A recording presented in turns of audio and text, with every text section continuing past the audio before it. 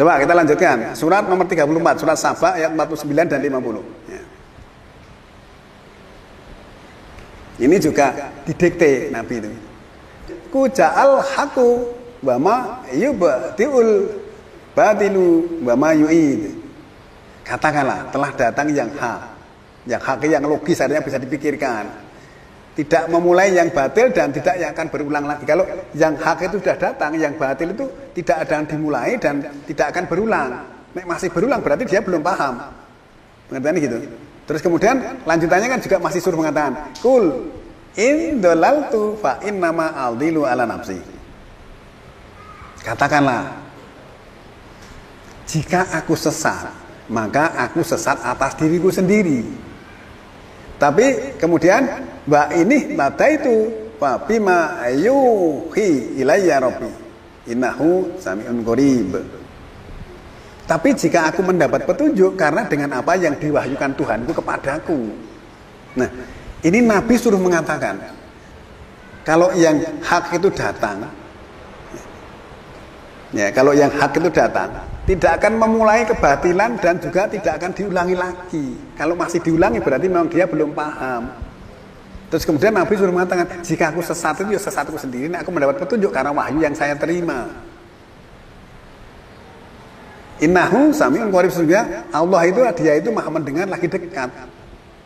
Nah, berarti kalau Nabi mendapat petunjuk kan karena wahyu, bukan karena yang lain. Nah, selama ini kan Nabi itu kayak bikin hukum sendiri.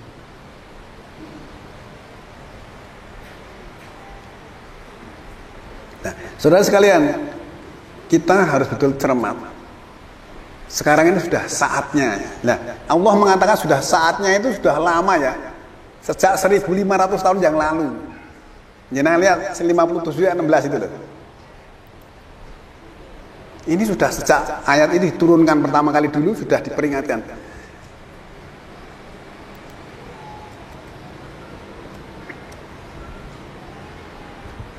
Alam yakni lilladzina amanu antasa'a qulubuhum li dzikrillah wa ma nazala minal haqqi. Nah, bukankah sekarang ini waktunya untuk orang-orang beriman kalau ingin hatinya khusyuk, ingin hatinya tenang, hati qalbu maksud untuk zikir kepada Allah dan apa-apa yang Allah turunkan secara hak itu. Zikirnya dengan apa yang Allah turunkan secara hak.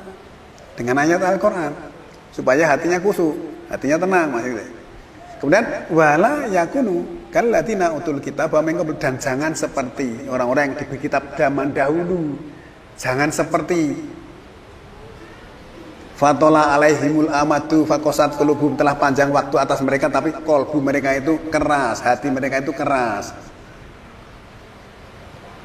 Wa kasir minhum fasikun, dan kebanyakan dari mereka itu orang-orang fasik. Ini orang zaman dulu.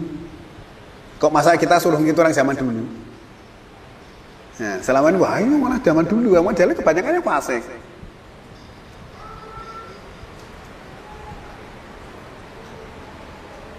Fasik itu sebenarnya orang cerdas. Dia melanggar hukum tapi dengan sengaja. Sebenarnya dia paham tapi nggak mau melakukan, gitu nama fasik. Nah, saudara sekalian, sebenarnya kalau kita berbicara Al-Quran aja, kita mau ditarik, diputar kemanapun itu ketemu. Udah diputar kemana saja ketemu. Jadi mau ngalor sana ada pagar, sana ada, di sana juga ada pagar besi. Kulon sana malah ada api yang mulat-mulat, sebelah sana juga ada batasnya gitu. Mau kemanapun itu menghindar kita nggak bisa sebenarnya. Ya, tapi namanya manusia ini ya, selalu berusaha memberikan argumentasi sejak zaman dulu, terus-menerus sambung bersambung. Coba kita perhatikan surat Yunus ayat 108, surat Yunus surat nomor 10 ya. Nabi juga masih diperintah untuk mengatakan, Qul ya ayuhan nas, katakanlah wahai manusia, qad ja'akumul haqqu mir rabbikum, sungguh telah datang kepadamu yang hak dari Rabbmu, dari Tuhanmu, dari pengaturmu. Famanih tada fa inama yahtadi li nafsi, maka siapa yang mendapat petunjuk sesungguhnya petunjuk itu untuk dirinya sendiri.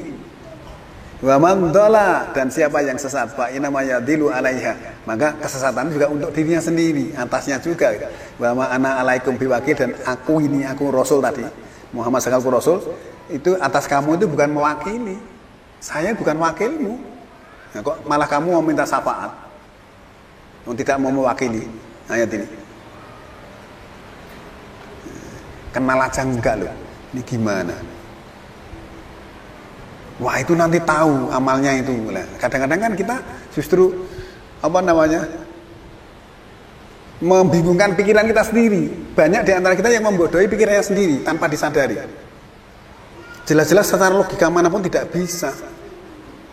Wah, itu agama nggak bisa dilogikakan. Lah, logika kita untuk apa? Allah memberikan perangkat logika yang luar biasa, harus kita pakai. Maka Allah sering bertanya, afala yaqilun, apakah kamu tidak berlogika? Afala tatafakkarun, apakah kamu tidak menggunakan logika? Memikirkan itu menggunakan logika. Lebih dalam lagi, tadzakarun. Itu kelasnya sudah ulul albab. Ya, kalau kita nggak pernah menggunakan logika, ya mesti nggak tahu logikanya. Hukumnya Allah dalam Al-Quran semuanya logika. Walaupun yang gaib pun bisa dilogikakan. Kalau kita mau menggunakan logika. Yang ditanya, yang gaib seperti apa? Wah, itu angin itu gaib. Ada yang bilang begitu. Loh, ini gimana? Angin kok gaib? Angin itu sediwadai aja bisa kok gaib. Ini kan ternyata begitu aja nggak tahu. Setan karo iblis aja ora iso bedake. Orang tokoh loh ngomong, wah ini setan begini. Aduh, ini gimana? Setan aja nggak tahu. Ini gimana bisa mendapat petunjuk? Istilah setannya nggak tahu. Setan itu dikiranya makhluk halus, Pak. Ya, bisa mengalir di dalam darah kan makhluk halus. Itu setan mana? Di dalam Al-Quran ada istilah setan, ada istilah jin, ada iblis. Itu kan Allah yang membuat istilah itu. Kita harus memahami petunjuknya, jangan keterangan manusia. Keterangan manusia itu nggak bisa dijadi pedoman. Ya kan, ngikut manusia yang berdasarkan petunjuk lah itu boleh, karena yang diikuti petunjuknya. Pengen masuk surga aja, surga dan neraka itu gimana? Wah, itu gaib. Loh, nek gaib kamu mau lewat mana? Nah. Kan karena tidak dipelajari ya jawabannya ya gaib. Saya pernah menyampaikan bahwa ternyata berdasarkan matematika Al-Quran, matematika artinya perhitungan, penduduk jannah yang dimaksud surga tadi ternyata lebih banyak daripada penduduk neraka. Itu orang terkejut, kok bisa begitu? Nah, itu menandakan bahwa Anda tidak paham Quran. Kayak gitu aja kaget gini. Nek kudine paham ya ora kaget. Ya kudine alhamdulillah berarti lebih banyak, tapi belum tentu kamu masuk gitu. Nanti nek diteliti. Nanti akan saya sampaikan tema itu bahwa penduduk surga jannah itu tadi lebih banyak daripada penduduk neraka. Masalah nggak percaya nggak apa-apa, tapi itu matematika, hitungan. Allah mengatakan 2 kali 2 sampai 4 itu tadi, matematis. Ada rumusan pasti. Lah, itu menandakan bahwa Allah itu Maha Pengasih dan Maha Penyayang. Artinya begitu. Nggak ada rasa dendam. Tetapi kalau diserikatkan, ditandingkan, wah Allah itu murka. Nggak mau ditandingkan. Jangankan Allah ya, manusia itu tandingan juga muring-muring kok. Ya. Nggak percaya silahkan coba. Mesti muring-muring sih tandingan itu. Ditandingkan sedikit aja lah. Wah kamu nggak seperti itu, gitu aja kayak gitu aja marah-marah. Loh, gue malah nandingin aku dengan orang lain. Mesti gitu. Ya. Apalagi Allah. Nah, seluruh jagat raya ini yang satu itu hanya Allah. Yang lainnya ciptaannya semuanya berpasangan. Jadi yang sering Yasinan, surat Yasin yang 36 itu. Maha suci Dia yang telah menciptakan setiapnya berpasangan. Tapi Allah itu hanya satu. Ya, semuanya yang lainnya berpasangan semua. Nah, kalau kita sudah menjelajah Al-Quran dari segi ilmu apapun, itu Masya Allah, itu luar biasa. Kita tidak bisa untuk berargumentasi. Ya, Al-Quran itu sangat-sangat luar biasa. Ya, sampai kalau saya sering berbicara tentang Al-Quran dari dimensi apa saja itu menjadikan hati kita itu subhanallah luar biasa. Al-Quran itu betul-betul datang dari Allah, bukan susunan manusia, juga bukan susunannya Muhammad selaku Nabi, bukan. Saudara sekalian, kita akan lanjutkan ya Kami ingin mencoba untuk melihat tentang Isra Mi'raj Nabi Muhammad itu dari sisi hadis dulu ya. Walaupun penjenengan juga sudah sering mendengar, tapi kan tidak pernah ditunjukkan sumbernya di mana kan. Ya kudu diceritain tok itu. Nah, saya kan menerangkan bisa ada sumbernya ini gitu.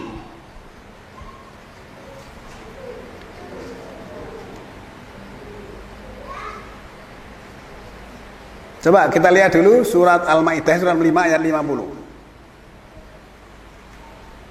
Afa hukmal jahiliyati yabghun wa man ahsanu minallahi hukmal liqaumi yuqinun. Apakah hukum jahiliyah yang mereka cari? Siapakah yang lebih baik daripada Allah tentang hukum bagi kaum yang yakin? Jadi kalau mencari hukum selain hukumnya Allah itu termasuk jahiliyah. Hukum jahiliyah maksudnya gitu. Hukum itu dari Allah. Alam semesta ini yang menciptakan Allah. Nah, oleh karena itu dari beberapa istilah tadi sekali lagi bahwa Nabi itu jumlahnya juga banyak. Di dalam Al-Quran ada 25, Rasul juga begitu. Tapi kalau yang tidak dikisahkan tidak terhitung. Wali kuli umatin Rasul. Setiap umat ada Rasul. Jadi jumlahnya banyak. Umat itu ada di mana-mana. Oleh karena itu tentu saja Rasul itu bukan pembuat hukum tetapi pelaksana hukum. Nah kalau pembuat hukum ya gak usah terima wahyu toh, langsung bikin aja. Kan seluruh apa yang disampaikan dasarnya wahyu tadi, ayat-ayat tadi.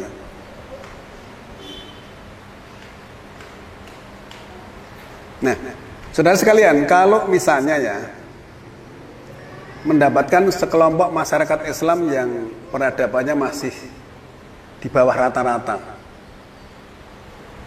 dibandingkan dengan masyarakat yang dikatakan kafir, jangan buru-buru memvonis bahwa Islam itu ketinggalan ya. Tetapi silakan diteliti dulu dengan cermat. Kelompok masyarakat Islam itu benarkah hukum Islam telah diterapkan pada kelompok masyarakat tadi? Hukum Islam dari Al-Quran ya. Sudahkah hukum Al-Quran diterapkan di sana? Jika kita mau meneliti secara cermat, pasti tidak satu pun dalil Al-Quran yang diterapkan di tempat itu. Nah, maka dalilnya mesti urusan manusia yang tidak logis, bahkan bertentangan dengan Al-Quran juga, yang ditonjolkan gitu maksudnya. Nah, saya pernah membuktikan sendiri kok, dikasih ayat tadi dibaca pun juga tidak. Nanti dikasih komentar dengan yang bukan ayat. Wah, kamu nyampaikan ayat Al-Quran itu berbahaya. Ya bahayanya apa? Ya, pokoknya bahaya lah. Pokoknya itu tadi. Loh ini gimana? Jadi nanti bisa lihat surat Toha, surat nomor 20 ayat 2 dan seterusnya itu. Tidaklah kami turunkan Al-Quran itu agar kamu celaka, tetapi untuk bahan pemikiran. Bukan mencelakakan, bukan membahayakan orang.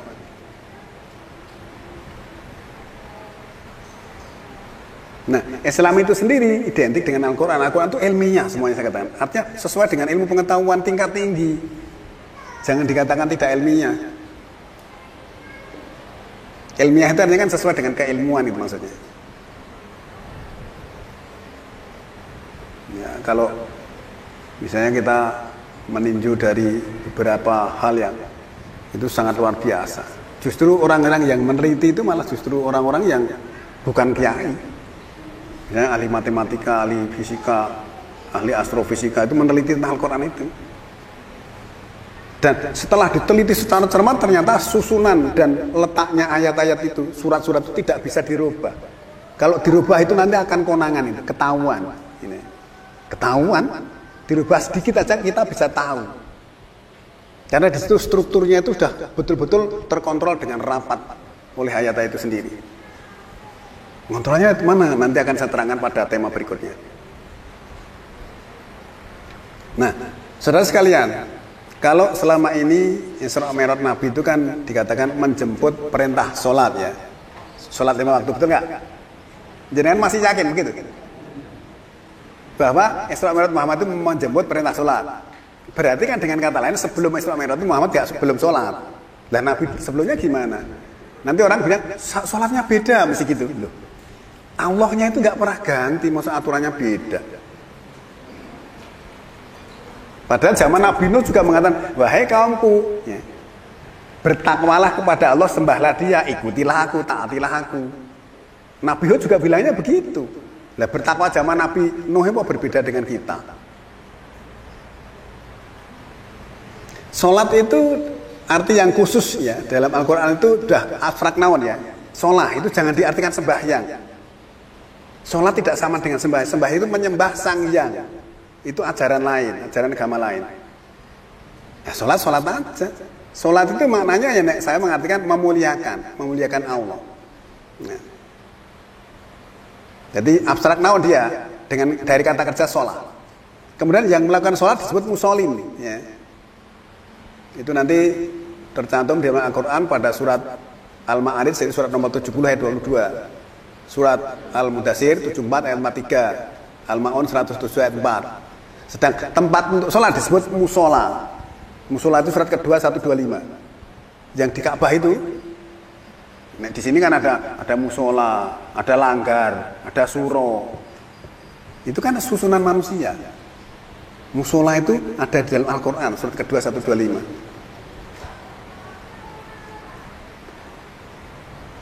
Jadi musola tempat sholat atau tempat yang dimuliakan. Karena itu sholat berarti memuliakan Allah. Di dalam Al-Quran banyak atau didapatkan ya, istilah sholat tadi itu banyak sekali, lebih dari 70 ayat itu.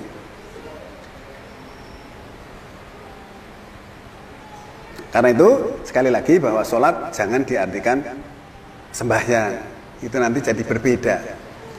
Ya, sembahyang itu kan menyembah Sang Hyang. Sang Hyang apalah?